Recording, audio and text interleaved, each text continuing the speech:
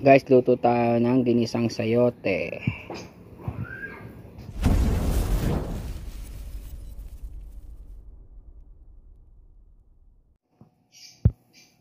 Ito po gagamitin natin, sayote, karne ng baboy, bell pepper, siyempre sibuyas, bawang, kamatis, malunggay, siyempre ang ating pampalasa, patis, asin, paminta, at saka siyempre pork cubes. So simulan na natin. Gagamit din tayo dito ng mantika.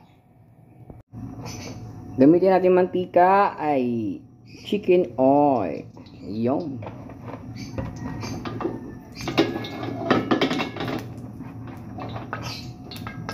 ilagay na natin ang ating luya at ang ating bawang.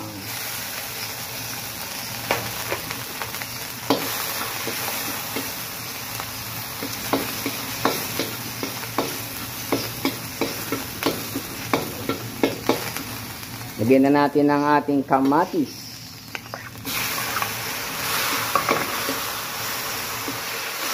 Gisahin natin mabuti.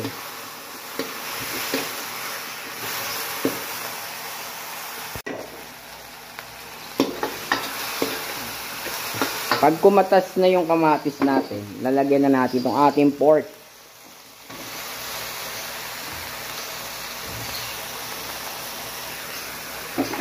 Lutuin natin ang ating pork.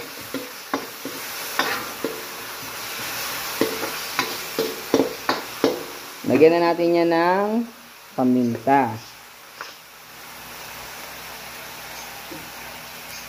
Yun. At patis. Lagyan na natin ng patis yan.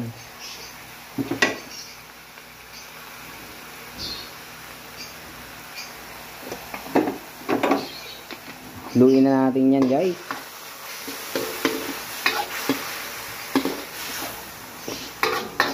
Hintayin natin hanggang maluto yung ating baboy.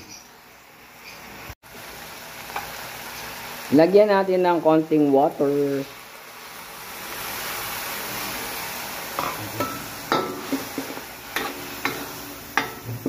Set natin na medium fire yung apoy at hintayin natin maluto yung ating pork.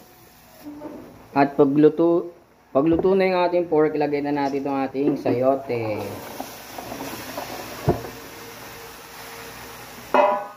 Haluin lang natin hanggang mag-mix na silang lahat.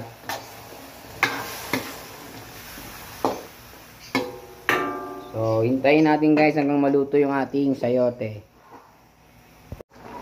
Kumukulo na yung ating sayote. Lagay na natin itong ating pork cubes. At lagyan na natin siya ng asin. Para magkalasa na siya.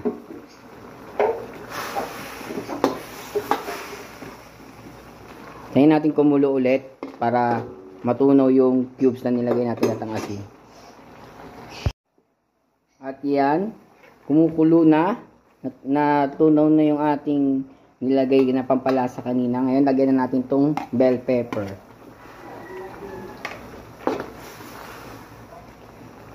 Kumatas na yung ano guys, sayote.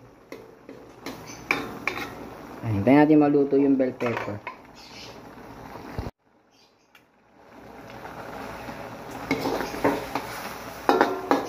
Guys, luto na yung ating sayote. Lagyan na natin itong ating malunggay. Yan, masustansya yan.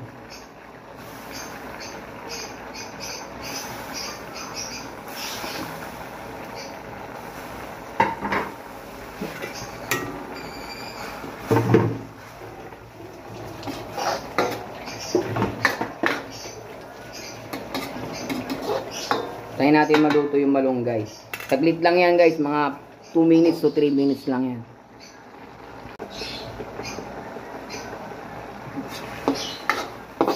Yun na guys, naluto na yung ating malunggay. So patayin na natin yan at luto na yan. Kain na tayo.